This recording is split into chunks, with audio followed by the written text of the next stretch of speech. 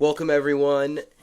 I hope you're ready for another episode of It Is Time We Talk. I'm absolutely privileged to present to you an extra special episode today, and one that has been in the works for a while.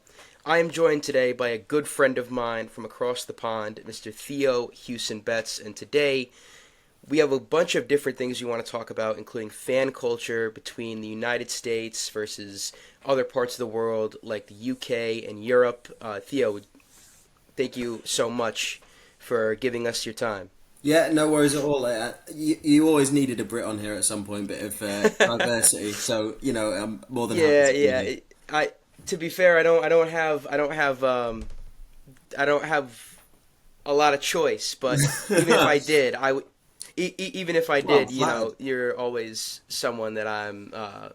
It's always a pleasure for us to get to chat, Absolutely. and it has been a while. We were getting acquainted again, Yeah. just before this.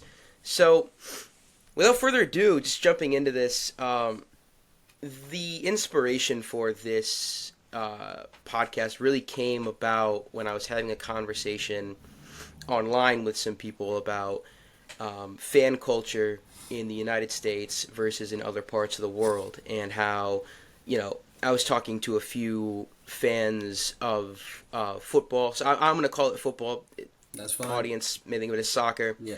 but a couple of football fans from, I believe it was Germany, and they were talking about how in Europe a lot of the time there is a strict code against wearing opposition colors at a home stadium, or oh, home fans are kept separate to away fans. I had a friend of mine who attended the FA Cup semifinal. He's a friend of mine from here, but he went to England and he attended the FA Cup semifinal, and he was having trouble getting tickets because he almost accidentally bought a ticket for the Villa section, for the Aston Villa section, and he was wearing like Crystal Palace blue by accident, and they were having issues getting him. But I thought about that, and I was like, I wanted to sort of learn more about why that's the case, because over here, and you've been to a couple of American sporting events from your time when you stayed here. That's not the case here at all. Yeah. Yeah, no, look, there is a definitive difference. And football is probably the sport where you see it the most. If you imagine cricket, which, for those unaware of it, is basically baseball, but get rid of two of the bases and, make it take 3 days instead of 3 hours. Yeah. In cricket, you'll see fan bases mixed in together. Most of it does come from football because it's a particularly tribalistic sport. Going back to the start of the Premier League back in sort of 1992, early 90s, late 80s, you had a massive sort of examples of hooliganism, connected to football teams. So you would have Yeah. groups of people who would go out, get drunk, and then try and pick fights with opposing fan bases. And it was built on this sort of anger and animosity between these rivalries. So a lot of fan sort of rivalries between clubs. For instance, I'm a Leeds fan. We don't like Chelsea. That has a lot to do with Yeah. performance on the pitch, but it also has to do with a lot of very violent scraps that our hooligans would have with their hooligans way back in the 70s and 80s. Yeah. Yeah. Yeah. So football was sort of built on these quite aggressive boundaries. And so it is much more tribalistic and much more sort of built in with a sort of anger and frustration and real dislike for opposing fan bases. But what I will say is, more often than not, if I'm waiting to go into a football game and I see a single Chelsea fan, it's unlikely that that's going to cause a massive fight. The issue Yeah. comes when it's big groups who are trying to sort of Sure. pick a fight. Yeah, and I've done my research on this topic to the best of my ability, and I know that a lot of I did a lot of research into rivalries, derbies in different countries and different sports, and a lot. It's interesting for me seeing the basis for a lot of these rivalries. A lot of, like, especially older ones in other countries are built off of, working class versus the more affluent, or,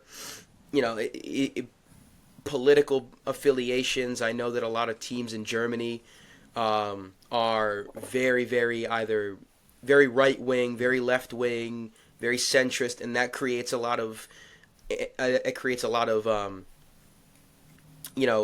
lot of this rivalry, a lot of this feeling like that. So it's interesting because it leads me into another thing that I had wanted to mention, which is, hold on, let me losing my train of thought now. Hold on. It's very interesting that, here in the U.S., a lot of our sports teams, a lot of our leagues, I should say, are built off of franchises. Yeah. So in other countries, whether it is basketball or rugby or cricket or football, a lot of these teams are built off of, in the 1800s, guys that worked together, or it's built off of the fans and things like that. Whereas these franchises were just established, and we decided if we wanted to become a fan, if they're in the local area or whatever. So I think that's another thing that's probably leading to a lot of this feeling, because football teams, a lot of sports teams in Europe, UK, around the world are sort of, their fandom is a lot deeper than what we experience in the US. Yeah, I completely agree with you. I think it's based on the sort of two factors to delve into there. So the first one is location. So you've got to think, the distance between Leeds and Chelsea, which in my context, and I'm talking about this because that was an FA Cup semi-final that was just played. Sure. So it is recent, and it's a good example. But the difference between Leeds and Chelsea is about 3 hours, right? That maybe 4 it would take you to drive between the two, right? If you imagine that, the NFL team rivalries that exist, you're probably driving further than 4 hours to get to the closest derbies that exist in that league, right? And so, if you're a Bears fan, you're growing up, you might bump into a couple of Green Bay Packers fans, in your younger years, but for the most part, you'll be surrounded by Bears fans. Whereas here in England, if I went to a primary school when I was 4 years old, I'm surrounded by Man United fans because they're an hour away, Burnley fans are 20 minutes away, Leeds is an hour away, Liverpool's an hour and 20 minutes away, London's 3 hours away. So you also have this sort of breeding through school and through high school of these little rivalries where if you go into school the next day and you've lost to Burnley, all the Burnley fans are going to be having a go at you. Yep. So that win sort of means more when you do get it, and you do want to rub it in a bit more because you've sort of got this grounding of being surrounded by other fans and other fan bases being around you all the time. And the other thing is, you're right about the franchises, that there is so much soul to a lot of American sports, and the passion that a lot of fans bring is brilliant. But it is, in essence, soulless and pretending to have a soul, because fans bring it, give it some sort of life and personality and passion. But if some rich guy decides, actually, I want to move to Albuquerque, he will just do that. And that tears away a fan base from, a club. So you look at the Las Vegas Raiders, the LA Chargers as well. That's exactly what I was thinking. Like, these are clubs that, sure, they will have real fans there. They'll have people who live in Vegas who've been waiting for the chance to have an NFL team. But, you try and convince me that that's as legitimate a team as some of the football teams, even, League Two, which is the 4th division, National League teams that have existed in this country for 125 years. And, it doesn't matter how much money the Raiders make. It's not got the same passion behind it. It's not got the same energy behind it. And it is going to be hard to convince, even the people who live in Las Vegas finally have an NFL team, right? A visiting team arrives, they have an interesting game. But if they lose, they're going to walk out and they'll say, oh, well, that was fun. That was a nice... Yeah. But they might be depressed because their team might be terrible. But they're not really going to be going out and being like, that's ruined my week, that's ruined whatever. Yeah. Because the emotional connection isn't there. Yeah, you're right. I mean, it's definitely... Looking at American franchises and American sports is definitely interesting when you're looking at it from an outside view, because being brought up here, I really like, I would say my main 3 sports that I like are football, basketball, and baseball. And the 3 teams that I support are not in the same city, they're not in the same state, like you see my Mets cap right there, Mm-hmm. and you and I have talked. I'm a New England Patriots fan. My Yeah. dad, when he moved to the United States in the '90s, he lived in Puerto Rico. Puerto Rico doesn't really follow football that much, nor do they have any stake in any of the teams in the NFL. So he moved here. He was a fan of the Patriots in the '90s, and that was my team. Same when he moved here, and a lot of Puerto Rican players were playing for the Mets, and so that's sort of what I was brought up in. So it's interesting. Not every football fan in England is a fan of their local team. No. That's not the case, but you definitely see that it's very. I would say you look at especially the Premier League now with the amount of and the Championship too, the amount of American investment, and they're wanting to create franchises in the game.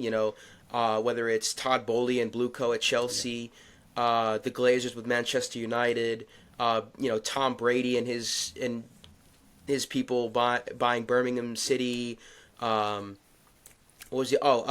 Wrexham with Rob McElhenney and Ryan Reynolds. Reynolds. Why did I forget the more famous one? No, hey, don't say more famous. They're equally famous. No, I just mean I'm teasing. over like Daredevil. Yeah, you know what I mean? Everybody knows who Daredevil is. But it's definitely strange that we see more of this American investment in football, and the simple reason is you have 100 millionaires, billionaires from the U.S. that want to invest in something that's going to make them money. You see the global reach of clubs like Chelsea and Man United, and the potential to grow and make more money, and it really has shown me the flaws in the ownership system in the United States, because there is no promotion, there is no relegation in any of the main 4 sports leagues in the United States. And sort of take you back almost 5 years now to when the European Super League was on the cards. There were a bunch of owners who wanted to just make one league where there was no promotion, no relegation. They could take all the TV rights and have people glued to teams like Real Madrid and Man United playing every other week, things like that. It's just, it goes to show how, in my opinion, how much more genuine the culture in a lot of teams in Europe is, because that is, it feels like a lot of those teams are, like I said before, are built from the fans. Yeah. You know what I mean? Without fans, teams can't really do much, and I feel like that's not always the case with teams over here. No, I would argue exactly the same. I completely agree with you. I think the ownership model in the UK actually, I think, is deeply flawed as well. I'll get onto that in a second.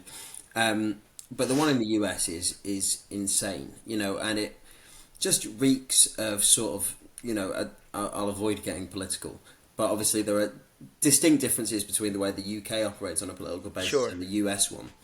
And the way that the US leagues are set up just reeks of late-stage capitalism. These individuals with more money than they possibly know what to do with, hold the happiness and joy of entire states and cities in the palms of their hand. If they're not getting offered enough money by the local government to build a stadium, despite the fact that they have more than enough money to fund it themselves, then they'll threaten to move elsewhere to a place where they can collect more money for themselves. They refuse any idea of relegation or promotion because they know that if they mismanage their team, they could end up being hit by, quite a lot of losses if they end up getting relegated down a league. So they don't want to risk their own money, but they're more than happy to come raking it in when they, manage to pick a random talented 19-year-old from a college draft. Yeah. So I do think there is just, it's built too much around the whims of one family or one person. And I always cringe. I'm a 49ers fan. It's not to say that I dislike American sport. I love watching it. I think it's very entertaining and very enjoyable.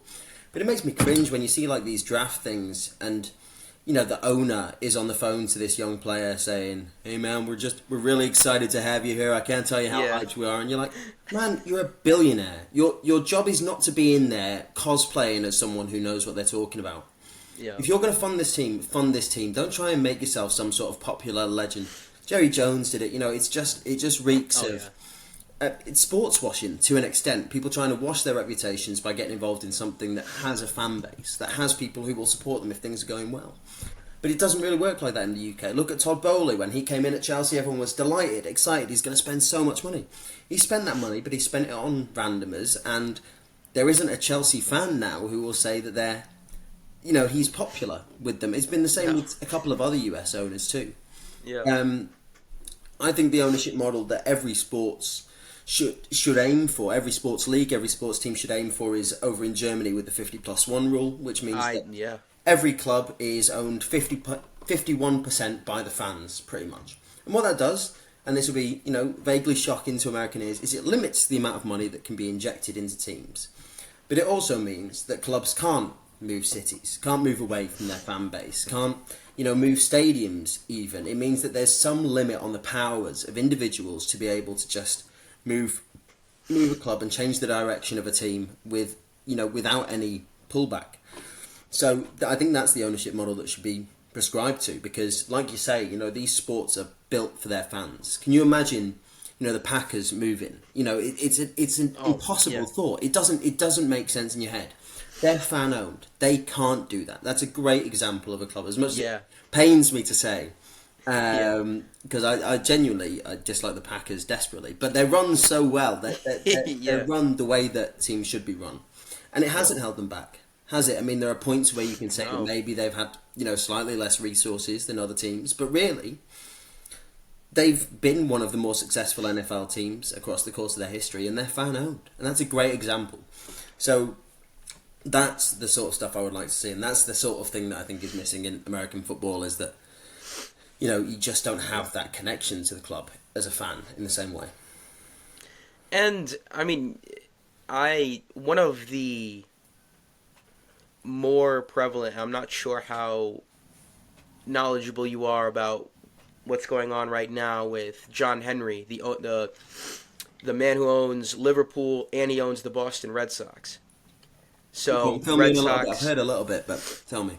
So so the Red Sox recently fired their manager Alex Cora, who was there for quite a few years. He took some years off in between because of a cheating scandal that he was a part of. But then the Red Sox took him back, and that's a whole different can of worms. Yeah, I'm with you. But anyway, so Alex Cora is this beloved person in Boston. He's won a World Series with them, and he recently lost his job. And the last episode that I did of this, I did a shorter one, maybe 15, 20 minutes, talking about how, and this works well for any sport, any ownership, whatever, how much a head coach or a manager, how much flack they get when, honestly, I think in 99% of cases, when a manager, a head coach, someone like that gets fired, I mean, the Red Sox were performing poorly, don't get me wrong, and maybe Cora did need to go, but a lot of the fan base was upset that Cora had to go because they felt like the higher-ups were the ones making poor decisions, not so much him. So when we look at, look, in the Premier League this year, we've had 11, 12 managers sacked this year? Yeah, Scott Parker went today. I mean, I know technically Championship manager now-ish, but yeah, another one gone. But I take a look at the two that spring to my mind that are ones that I very much disagreed with, even though I'm not a fan of either club. It definitely shocked me. Was Enzo Maresca at Chelsea and Ruben Amorim at Manchester United. Sure. Say what you will about how you feel about either of those managers, but you can tell that the issues at those clubs are far bigger than the manager. Like we were saying before about Todd Bowley coming in, spending billions of pounds on on players who are inexperienced and not ready for that level, and not ready to compete at the level that Chelsea fans believe they should be competing at. You take a look at Ruben Amorim at Manchester United, and look, I mean, Manchester United fans, some of them love what Michael Carrick is doing, some of them wish that he'd go away, and that's not something that I'm going to comment on. But I mean, Amorim, from what I saw, was 3 or 4 points off of the top 5, or the top 4, I should say, when he was sacked. So it's not like he got sacked because of poor performances. But even if he did get sacked because of poor performances, how much of it is him, and how much of it is funds not being allocated towards positions in which he needed players, mismanagement of the team in general? So you see this in so many different aspects. I completely agree with you. I think you've raised 2 interesting case studies there when it comes to sackings. So with Maresca, there were allegations, suggestions that he wanted to leave the club and sort of tried to pick a fight in order to try and get out of the club. So I think when it was announced that he'd left, I think it was announced that it was a mutual parting rather than it was, necessarily him being fired. And that's interesting, right? Because what you've got there is a manager deciding basically he doesn't want to be at a club anymore. I think he was probably angling himself for a run at the Man City job when, if that comes up in the summer, at the time there was a lot of suggestion that Guardiola would be leaving at the end of the season. Maresca was previously Pep's assistant, so it makes sense as a sort of progression plan. Sure. With Amorim, that's probably a good example of American owners behaving in the way that you would guess American owners would.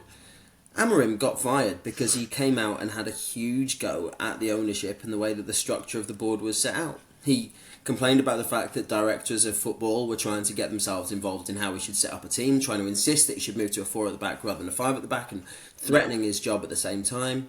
And he came out and he said, this is basically why the club isn't getting anywhere, because I'm trying to do this and instead I'm being told all of this. And despite the fact that, as you say, results had improved massively, compared to the previous season, I understand Man United fans still saying that they weren't necessarily delighted with the performances. That's reasonable. But they had moved forward. There had been progress. And if they just sacked him because we're Man United, we want to be doing better than this, sure. But he was sacked because he threatened the authority of the people above him. And that's not necessarily, again, the way that I think football should be operated and run. I think there is much more short-termism. There is much more of owners sort of refusing to acknowledge their responsibility. And this is, vaguely a wild suggestion. I don't necessarily think that there's everything right with it. But I'd be interested to see whether some sort of transfer window for managers, if that was approached in the same way that player trading was, how much more thought and focus would go into managerial appointments rather than owners just being able to sack them and hire them whenever they wanted. If you had a manager you hired in the summer, you're allowed to sack them in January, and then you had to go through to the end of the season. I think that's an interesting concept, and I would be intrigued to see how that would play out, because it does feel very much like owners aren't investing the money. They're saying, okay, we've got this exciting young manager, he's going to be fine. He goes out there, sends him out with a bunch of kids. He starts struggling, they sack him, they bring in a firefighter who manages him for 10 games at the end of the season, might just manage to keep him up, and then they just sack him and move on to the next. And it's not the way I like to see it operated, but, there is a little bit of old man shouts at the sky about this. I acknowledge that. But nonetheless, I agree with you in the way that managers are treated and the turnover and the way that managers are blamed for often the actions of owners. I think one of the... I'm not going to say shocking, because the reaction did not shock me in the slightest. I have not been following football for as long as you have, but I know enough to expect that when Liam Senior gets sacked by Chelsea a couple of days ago, Chelsea fans are in the streets celebrating and thank God he's gone. But it baffles me when, look, you can do an entire case study on the hiring and firing of Liam Senior itself, because that is just one of the most, when was that ever considered to be a good idea? It's American ownership. I mean, I hate to point fingers, but that's what it is. Yeah. They didn't just have the one club. They went out, they bought another club, and tried to use that as a feeder club for Chelsea, right? And what that does for every Strasbourg, who is they're a French team, they're the ones also owned by Todd Bowley and his group. If you're a Strasbourg fan, right, and you've dedicated, let's say you're 50 years old, you've dedicated 40 years of your life going to Strasbourg games, right, taking it in. It's the highlight of your week. This is your local team. Your granddad, your dad, your great-granddad, your family, all the way going back generations have been to these games, and it makes their week. It changes their week. And then you have a manager who has done really well in his first season, but because the bigger club in your ownership is struggling, your manager gets pinched, your best performing defender gets recalled by Chelsea, and they send you a struggling striker in return, and you end up with Gary O'Neill, who's done a brilliant job, former Wolves manager, Bournemouth manager, has done a good job. But instantly, if you get a good player coming through who means everything, who's from the streets of Strasbourg, eventually he's just going to be picked up by Chelsea. Like, that is an empty, a morally empty way of running a football club. And it's something that I fundamentally disagree with. But on the point of you saying, fans celebrating, there's too much of that. I think there is this, success at all costs, horrible, attitude towards these things. Football and sports is about the journey. It's about the stories, isn't it? We support because, you're a Patriots fan. If you'd won the Super Bowl last year, I know you didn't, sore point, sorry to bring it up. Yeah. The reason you would have cared about that Super Bowl, probably more than any that you won with Brady, is because of the story behind it. You've got a first-year head coach, a brilliant, second-year quarterback, and this really young team just running through teams. And you've done that from having a terrible season the year before, where you sacked your coach, 5 games in, 6 games in, or was it at the end of the season? I don't know. But we gave him the entire season, but it looked like he was going after the first couple of games. There we are. So, but that's the story. So that's why you love that win, right? Because of the story that comes with it. And I think football fans... I'll just say, there also comes with, Vrabel's a former player, exactly. The whole... Think about how much more it means to clubs when one of their own comes in and has success. Yeah, absolutely. It's such an emotional thing, right? But for me, as a Leeds fan, okay, I look at what's gone on at Newcastle. Newcastle's, I think, the best example of objective sports washing, bought by the Saudi Arabian Investment Fund. And that club, one of the biggest clubs in England, mind you, with one of the arguably the best fan base. I'll argue for Leeds. There's arguments for other places too. Arsenal fans are very passionate. Liverpool fans are great on European nights. One of the biggest fan bases, one of the most passionate and dedicated fan bases, right? They're bought by the Saudi Arabian Investment Fund, a country that have, committed crimes against journalists, crimes against its own people, right? And use golf. Lived Golf has just failed because they haven't managed to turn around the reputation of Saudi Arabia. They come in, they buy Newcastle, and you see fans dressing up in, classic Middle East clothing to celebrate. Newcastle now wears a Saudi Arabian kit as their away kit every year. Like, that is empty chasing of what? Success for what? You're selling your club down the river for this. There's no story there. Being the richest club in the league and winning a league title is absolutely not worth it, when you could have the same story that, I know it's gone wrong since, but that Leicester had. That is the best story in football for a reason, because of the story behind it. And there's no good story that comes from buying the league. That's just the way it is. Yeah. No, that's a great example. It's crazy what's happened to them, by the way. That is... Yeah.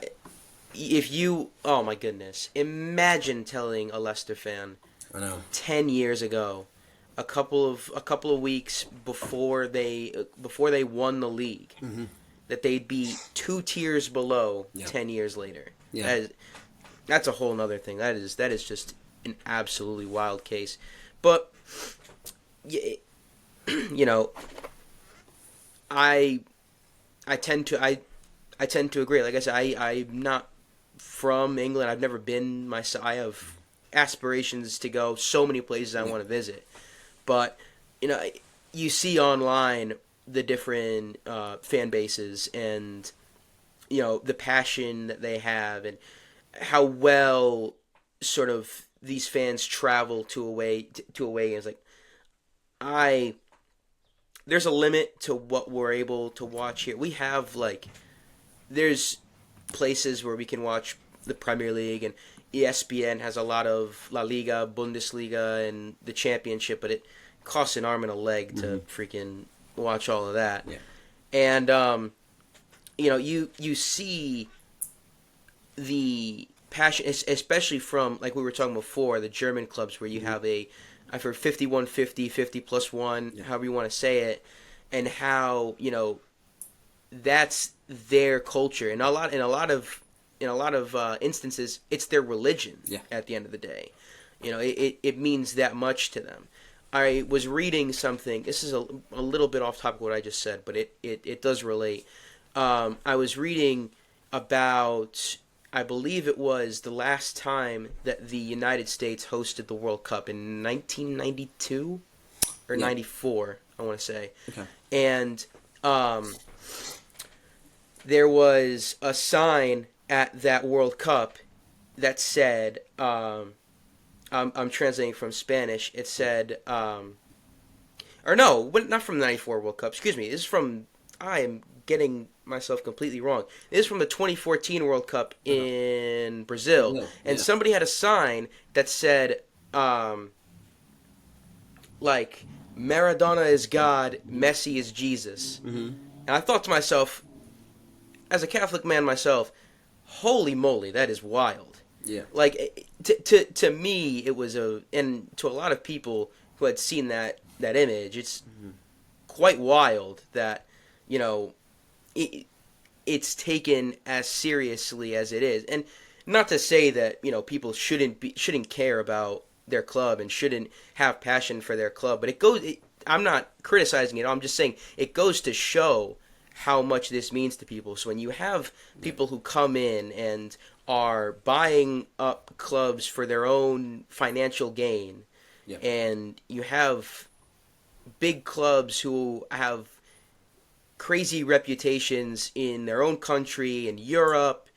Like I said, I keep going back to Chelsea and Man United because those are probably the two biggest cases in England, where two teams who have a history of great European and domestic success, and now are, their owners are basically okay with, all right, let's finish between 5th and 7th or something. Let's just maintain stability, when obviously, these fans are looking for more than that. So it really pains, it really pains me when I see that, even though, like, as an Arsenal fan, Chelsea are one of our rivals. That's one of our derbies. But it's still, for me, I have sort of this empathy for clubs who are run so poorly and clubs who are run like this, because, it's so easy to laugh at Man United. It's so easy to laugh at Chelsea. It's so easy to laugh at teams when they're not doing well. But when they're not doing well because some soulless American billionaire has come in and, had their way with the club and are putting them into debt and this, that, the other, and it really hurts the football fan in me. Yeah. Well, it becomes bigger than clubs at that point. Yeah, I mean, I agree with you. There are limits to what, even I, as a diehard fan of Leeds, will celebrate. Yeah. So Leicester going down this season. 2 seasons ago, they got promoted instead of us. And the reason they got promoted was because of their financial misdealings. So the fact that they've been relegated to League One, I'm happy to go, serves you right. But Sheffield Wednesday, who are historically, one of Leeds' biggest rivals because of how close we are to them, they're also in Yorkshire, they're just around the corner from Leeds. Sure. They're in real financial peril. And I would not, for a second, celebrate their relegation or their potential closure as a club because of how much it means to that community. A little dip into League One is sad, but really a bit of a chuckle is, I would say, reasonable. But when we get to the point of clubs potentially having to shut down, it's a heartbreaking thing to see. And it's happened a fair few times in recent years. Bury are a team near us who probably aren't a name that's particularly well known over in the States, but they had to create a Phoenix club. They're just on the outskirts of Manchester. They had to create a Phoenix club and are now competing, having been as high as the Championship, I think, within the last 20 years, and now competing way down in the non-league setup. Oldham were only just saved from being folded. You know, there are clubs that really, really struggled. I think Macclesfield as well, the original Macclesfield, had to shut down. So these are small clubs in context. But to those communities, they mean everything. And that's, you know, an example of that is the way they show that is due to the setting up of these Phoenix clubs that happened straight away afterwards. Because to the community, not having a football team that represents them is impossible to imagine. So they set up a Phoenix club, they start at the very bottom of non-league and they work their way back up. And you don't see fans just saying, "Oh well, am I allowed to swear here? Can I jump on?" Go. I don't care. You don't see the fans going, "Oh well, fuck it, I'm going to support Chelsea then instead." You just see fans saying, "Okay, we've lost our centre, right? Our base. We need to find a way to recreate that." And that goes back to the religion thing that you were talking about, right? So if we talk about what religion has been, I'm a Catholic as well, so I'm going to be talking about this from an objective standpoint, right? Sure. From an objective standpoint, religion was based on communities coming together, going to one place to worship, process their problems and find ways, in this case through faith, of processing and moving on from them. Mm-hmm. Coming together, sharing stories, sharing friendships, and then going home feeling lighter, feeling more relaxed because they feel like this. Of course. You know, it's not just them. It's not just their life that they're dealing with. Football clubs in the UK, you wake up on a weekend, usually it's a Saturday, sometimes it's a Sunday, you go with your mates to a huge centre of excitement and energy and worship towards what's going on the pitch. You share emotions with the 35 to 40, even if it's 10,000 people that are surrounding you. You know, you hug people who you wouldn't even want to talk to if you met them in the street, because the shared experience of watching that game is so much. And this isn't to say that it is actually religion, but I do think it's interesting that throughout time societies have found different ways of coming together and sharing experiences and trying to use that as a way to get through their own life.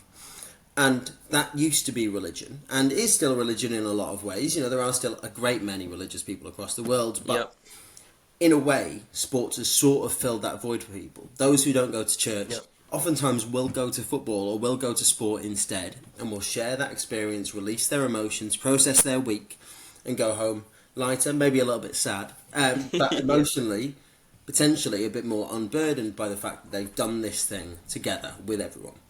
And so I think that connection to religion is really interesting and really important, because it does show how deeply people care, but I think it also shows this societal need to find a way to express yourself and care. And for people in England and in Germany and in South America and everywhere that football is this big basis, you know, for us it is representative of that whole town, that whole city.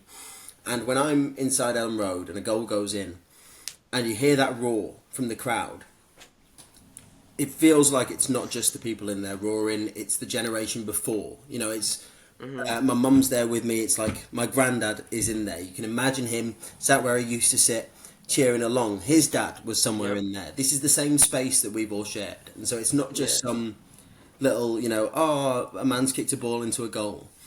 For us, it's this connection into the past, this connection into the past of our city, of our family, of people that we care about, of people that we know and of people we don't know. And it turns into this larger than life, more religious experience, if you like. Yeah, I mean, probably not to as big an extent as that. I remember watching, during the pandemic, there was a Netflix documentary that came out about the Boston Red Sox when they won their first World Series in nearly 100 years in 2004. And one of the scenes, and I've seen this in football too, but one of the scenes that hit me the hardest was when the Red Sox won the World Series, the amount of people who the next day went to graveyards and went to go find the tombstone of their mom, their dad, their grandfather, their grandmother, and just said, the person that introduced them to the team, that introduced them to the club and said, "We did it." You know what I mean? Like, I'm not even a Red Sox fan. That made me cry How when I amazing watched is it? that. How amazing is it that Yeah. that's the way we connect to the previous generation? On the way down to London this weekend, just gone. I went to Wembley, by the way, knowing Leeds would lose, not because we're against Chelsea, but because we always lose at Wembley. We're terrible there. Yeah. On the way down, it was our granddad on our mum's side that introduced us to Leeds United, and Yep. football really through that. And we started going in the 2010 season. He died a couple of years later. We had a good couple of years of sharing the experience of going to football with him. Sure. And Mum just said, Grandad would have loved this. And it's impossible then to not bounce off that and think. Yeah. I ended up saying, well, he wouldn't. He would have been complaining about something or other because that was the way. That was the way he watched football. But when you reflect, that this is a man who, I knew up until the age of, 12, 13 years old. I'm 24 now. I'm nearly double what I was at the time that he died. But that experience of going to watch that game, of going to travel down to watch an FA Cup semi-final, something we've not reached in 40 years, and imagining his reaction to that. If you'd magicked him out of wherever he is now and put him in that situation and said, this is where we are now, his reaction would have been so powerful. And again, that makes it more crushing when you lose 1-0 in a terrible game. But it also just deepens that emotional connection. And American fans absolutely do have that. There are teams and there are franchises that absolutely do have that connection to their fan bases. And that's a brilliant thing and something I like to foster, right? But really, most of my experience of watching sports in the US is as a social thing, which is similar and fine. But, instead of everyone going to the game because it's, an hour drive away maybe at most, and you go there and you have a couple of pints and you relax, it's much more, a Packers fan being sat with a New England fan, being sat with a Dallas Cowboys fan, being a Bears fan, and all watching Red Zone and drinking beers, and maybe getting in each other's face a little bit, maybe going, that is a legitimate and fun way of enjoying sports. But there's less riding on it, I would say. Yeah, I would agree. For communities here, particularly communities that are poorer, that maybe don't have as much to look forward to, that get paid quite small amounts and then spend all of that money on their Saturday and going to watch their game. Fan bases like Sunderland or Newcastle or people from low-income areas. Football isn't just, their weekend. Football is the centre of their life. Everything they do is for that team, for that game. And that's different. That's the difference.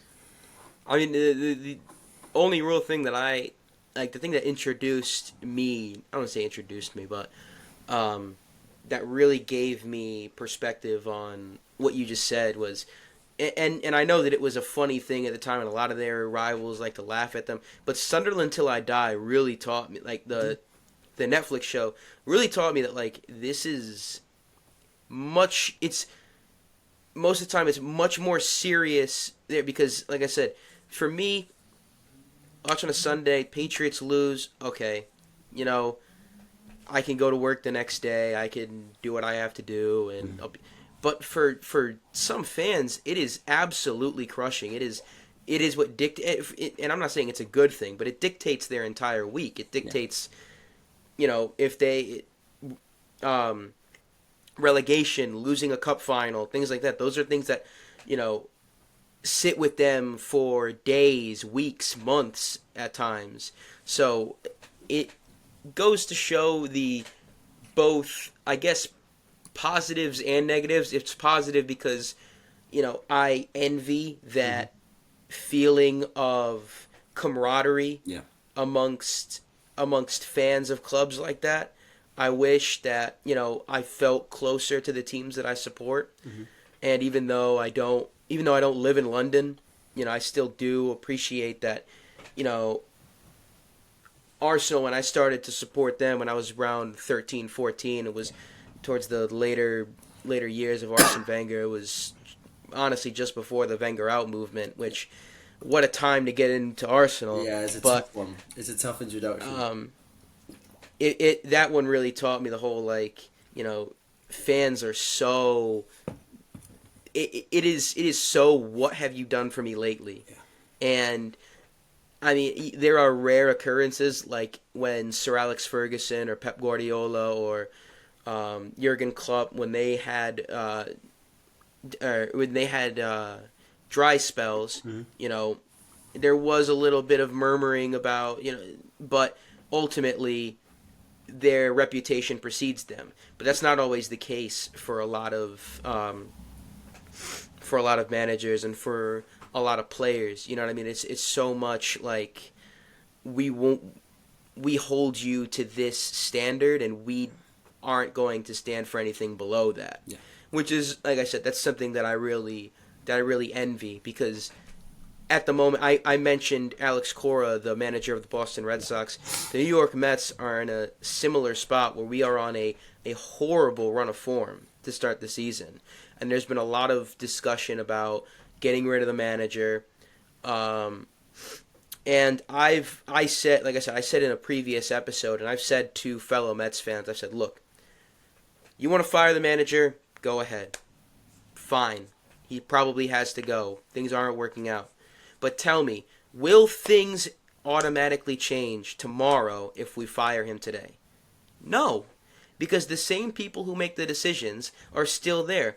What they're going to do is a lot of what Premier League and championship clubs do when they fire the manager. Oh, who's his right-hand man? He's going to be the interim till the end of the season. Mm-hmm. That's the person who has the highest odds to become the Mets' next manager if the current manager goes. Yeah.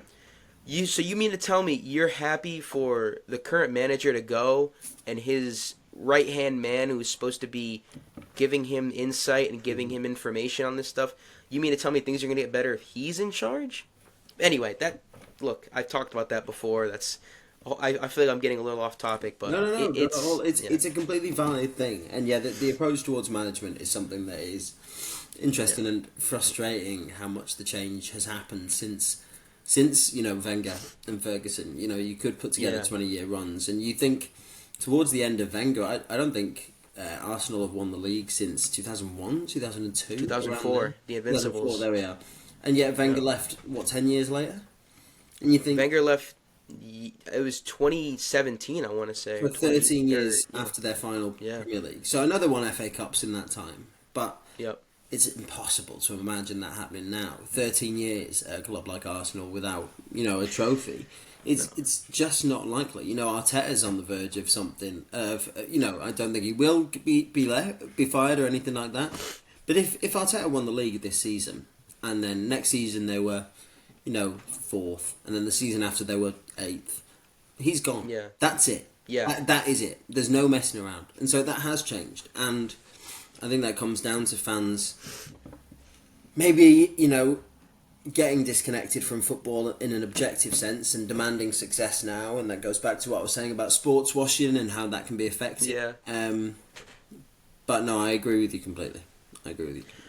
Arsenal are in a predicament, not a predicament, but they're a case where, I think there are times where they might hang on a little bit too long. Like, I love Arsene Wenger. I appreciate everything that he's done for the club, but you could argue that both parties should have mutually parted ways maybe a few years before that, and maybe his reputation, not that his reputation is bad at this moment, but maybe his reputation would have been a little bit better had both sides decided to part ways. And I have very much appreciated Arsenal's patience with Arteta. I've never, ever been Arteta out. I've never subscribed to that, that side of the fan base. I respect at times when things aren't going well. People have standards. I understand that. But I think, the same way that I don't think that the manager is the sole problem at a club, I think that they still are a big part of they can be a big part of the problem, but they can also be a big part of the success at a club. And I think to take Arsenal from 8th all the way to, look, we finished 2nd 3 years in a row, maybe a 4th this year, but tell fans at the end of the Arsene Wenger reign, that we'd be back challenging for titles and it wouldn't take as long as they thought. Mm-hmm. And, I think, we get a little bit spoiled, but then I also think, to play devil's advocate, a lot of fans, not me, but a lot of fans were talking about the quadruple this year, winning both domestic cups, the league, and the Champions League. Yeah. Now I was like, look, let's crawl before we walk. Yeah.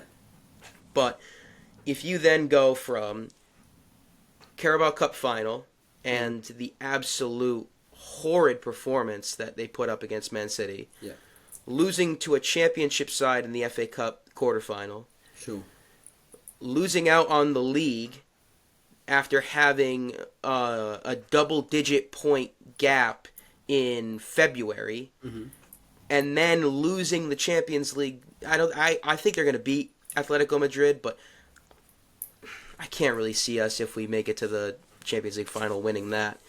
But if you don't win anything this year, I'm an Arteta in guy, but even I would start to say we got to have this conversation. I don't know. You know what I mean? I understand where you're coming from. It's definitely worth a conversation, because there have been other times where Arsenal have sort of fallen apart at the end of seasons. This is, you have to worry about whether this is a pattern or not. But, right, just, Nate, who do you think is the best Premier League team ever? Who do you think it is? I would probably have to say the Centurions. Sure, okay. Did they win a quadruple? I'm not. Okay. No, I know. I'm not. I see where you're going with I'm not this. arguing against you. Don't worry. Right, I'm arguing against this theory. I see what you're saying. So- I see what you're saying. No, they didn't. They didn't at all, right? And that doesn't mean they were shit, right? Arteta has been a manager for 6 seasons, yeah, maybe 5.5, something like that. Yeah. So he's still pretty much in the infancy of his career. He has won you a trophy, and I know that was a while ago, and I know there have been some lacklustre performances, but I don't know. For me, you mentioned, right, you maybe would have got rid of Wenger sooner, right? Who did you replace Wenger with? Unai Emery. Yeah, is he a good manager? He's a brilliant manager. He's a brilliant manager, and he was too bad, so you turfed him out and gave the job to an assistant manager at Manchester City, who has managed to turn Arsenal from a bad team under a brilliant manager to a team who is consistently battling at the very, very top of the division. Yes, there are some problems, but for me personally, I know he's signed too many centre-backs. I know that's where the money's gone, right, and that is a problem. Yeah. If I look through Arsenal's team, I don't think it's the strongest squad in the league, and yet they're still up there. There are other teams with more exciting, particularly attacking talent, that I will be looking at and saying they're going to score more, they're going to win the league. And Arsenal are dominating the league for portions of it, and then, yes, struggling near the end. But they also have 4 pretty easy games remaining, and this isn't to say they'll win the league. City have 5, they have an extra game, but I would say they're much harder. City's, probably in the top half of the league in terms of toughness of fixtures for the last 5, whereas Arsenal will be down at the bottom, probably with Leeds, to be fair. So, yeah, I don't think it's done yet. I think you've got a chance. And No. I watched the Athletic game yesterday, and I get the fear that it does feel like he's sort of maybe pushed the defend at all costs button a bit too early. But I think at the Emirates, I think you're probably in a decent position. And to be honest, Oh yeah. if it's PSG and Bayern, they're not defending very well. The likelihood of Arsenal being able to keep a clean sheet against either of them, I don't think it's 0. But the likelihood of either of those teams keeping a clean sheet against Arsenal, I'd be very surprised, unless, injuries keep mounting up. I think more of what I'm trying to say is I'm like I said before, I'm very grateful for the position that we're in now, because back when we were finishing 4th, 5th, 8th, and I know that for some teams battling it out in the Europa League is, oh my God, I can't even fathom that. I'd be so happy with that. But like I said, when you talk about the standards of different clubs and things like that, we expect to be competing in the Champions League. We expect to be in the top 4, and just because that's our identity. That's what we've come to expect. That we were invincible at one time, regardless of what people think of that accomplishment nowadays.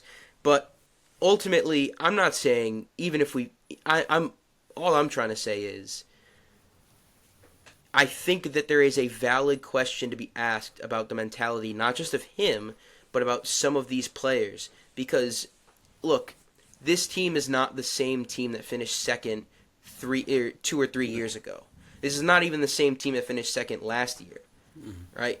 So, again, I'm not trying to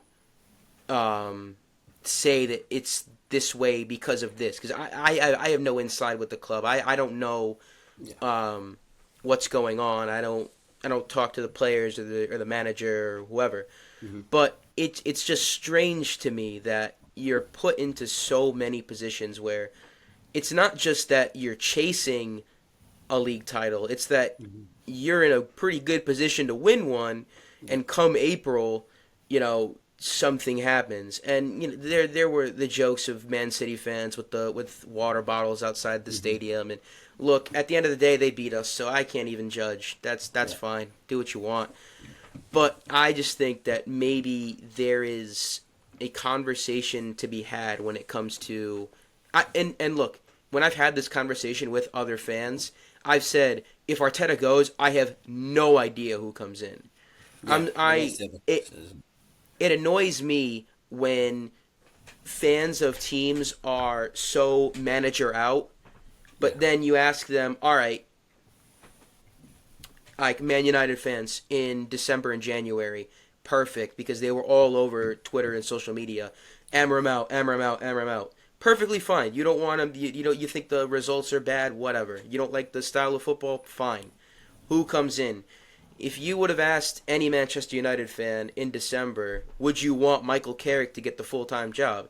None of them would have said yes. Yeah. None of them would have said yes. And look, he's gotten some results because he's, arm around the players. Hey, we're all friends here.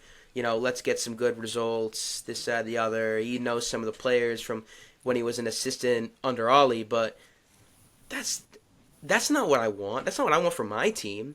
I don't want, for the life of me, Arteta's assistant's name completely. You got Per Mertesacker, Gabriel Heinze.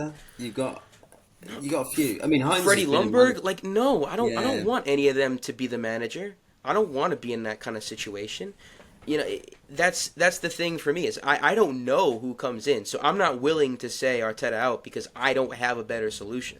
Yeah. But all I'm saying is we can have that conversation about why is that the case that they can't seem to finish the job even when it looks like they're in a pretty good position. Definitely. That's all. No, I agree with you. I agree with you completely, and I think it's not necessarily the squad makeup that I would pick to win a league, and Arteta has some questions to be asked about his role in recruitment and how that has impacted signings, because there definitely is an argument that they've signed too many centre-backs when they should have been signing left wingers and another striker, really. But we can skate on from that. I agree with you completely. I think there are questions that will need to be asked if there are no trophies that come in this season. But look, I still think we're going to win the league. I mean, I have to think that way because if I don't, what's the point of being a fan? Yeah. What's the point of supporting if you don't think they can do it? Until it's mathematically over, we can win the league. That's how I viewed it. That's how I want to view it.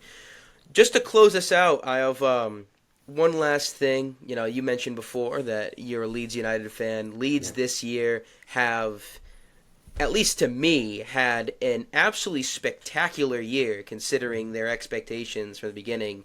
A lot of betting sites had Daniel Farke as the most likely, as the first manager to get sacked this year, and there have been like 13 sacked before him. So, just tell me from your perspective what this year has been like and sort of what your expectations were coming in and how the season has sort of ended up for you guys. Yeah, I mean, it's objectively been a success. The goal for this season was to stay up. We signed players that would make us difficult to play against and difficult to beat. Mm-hmm. Every side, apart from Arsenal, have struggled to beat us. I think you guys got 9 goals in 2 games, and I think that's almost entirely what our goal difference is being settled by at the minute. I think we're something like -7. So that's pretty tough. But aside from that, we have been difficult, a pain to play against. And yes, there was a spell in November where results weren't going our way. I think actually performances were better in those games than people were giving Farke credit for. But he got to that point where people are discussing his future, trying to decide whether he's the right person to take us forward. He makes a change. Suddenly, a decent performance in the second half against City leads to a win, leads to more positive results. I think we're on something like, I want to say maybe 31 points from 21 games. 31 points from 21 games. I think it's about that. Since November time, we've just been difficult to beat. We've been tough to play against, and it's been a very positive season. There'll be hopes that we can build on it a little bit more, but I think for a lot of Leeds fans, it has been settled that Farke can be the person to take us a bit further in the Premier League, and so we'll just have to see what the transfers are in the summer and whether Farke sticks with the back five or whether he tries to take us back to a bit more possession. I think it's absolutely crazy. I mean, in any other year, Leeds, I think you're currently 15th or 16th right now. Mm-hmm. Like Leeds, who are projected to be one of the relegation teams, finishing 15th or 16th, especially when we've seen the three teams come up from the championship go right back down the last 2 years. I think that would be such a big story, and I don't know if it is a huge story over there, but I feel like it's been trumped by the outstanding performance that Sunderland has had this year. Yeah. And I think in any other year, Leeds would be grabbing the headlines. Daniel Farke would be getting Manager of the Year nominations and things like that. It's absolutely wild. Yeah, no, it's been a really fun season, and it's been really nice as well to see Sunderland do really well. I know Burnley fell off, but they had a really good period in the middle as well, where it looked like all three promoted teams might have a chance of staying up. Sunderland deserve to be where they're at. They had sort of a perfect storm. They sold a few of their biggest players. They had all this money to play with and managed to invest it really smartly with really good signings. They absolutely deserve to be where they are now. They're a bit anti-football, but I respect it. There's no problem with it. And so, it's been a really nice season and a really entertaining Premier League season from back to front, actually. Oh, yeah. Nice to get back to the days of a real relegation battle. You think that last season, if the points tallies had been where they are now, Man United and Tottenham would have had a very good chance of both being relegated. So it's a hope that more teams can come up from the Championship and play in the way that Leeds and Sunderland have, be difficult to beat. We'll just have to see. I think the teams coming up next season are likely to have a smaller budget because they've got less recent Premier League experience. But you'd have to hope that they can figure out a way to be difficult to beat, because that's half the battle. You mentioned it, and I wanted our last thing to be this, about how good this, maybe the quality of football hasn't been at the highest that it's ever been, and I think, I'm very pleased when Arsenal win a game, but I feel like sometimes it's, very much score a goal, park the bus. And look, if that's what it's going to take to win the league, I can bear it. And I feel like it has been nice seeing it, trying to look at it as a neutral football fan, seeing a title race, seeing a European race, seeing a relegation battle. And the last thing I wanted to mention was, of course, we talked about before big American-owned teams, being scared of relegation and things. And I feel like one of the things that we failed to mention was the Big Six team that's currently occupying 18th position in the table in Spurs. And I have my opinions on all that. I actually did a short episode on what was going on at Spurs. It was when Tudor got sacked.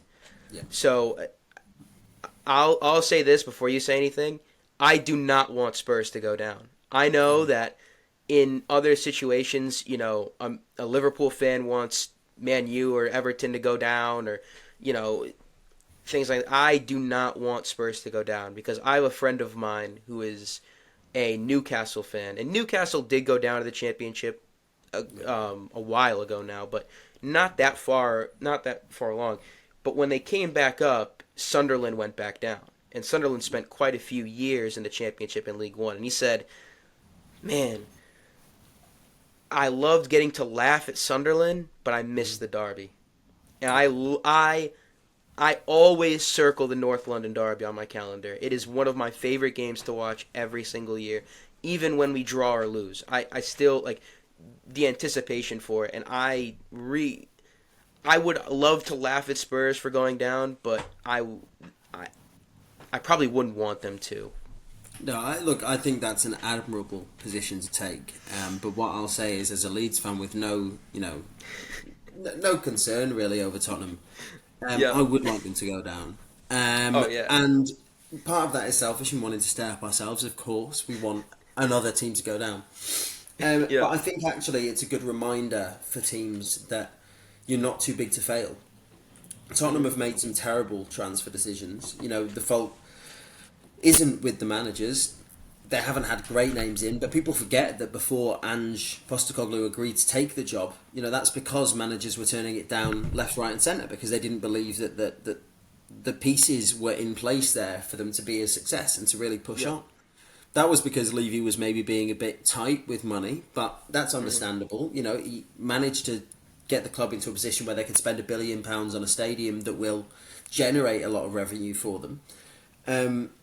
And then the new owners have come in and they've just employed terrible transfer decisions across the board. I think there was an ESPN article about them having all of their signings basically being great physically, great with the athletic stats, but terrible when it comes to passing. And so you build a full team of players who can't pass and you're going to create problems. But I think clubs need reminding that they're not too big to fail.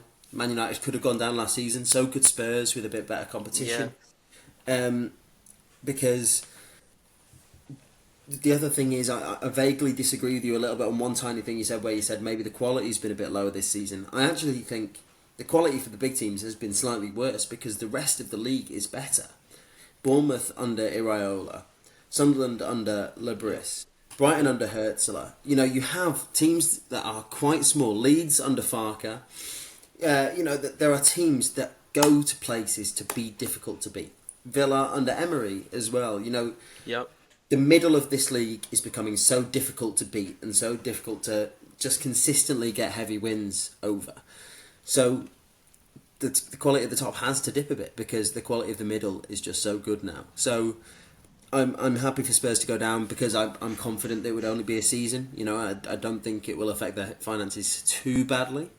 It will in the short term, but not in the long term. But yeah, I just want clubs to realise that no one's too big to fail.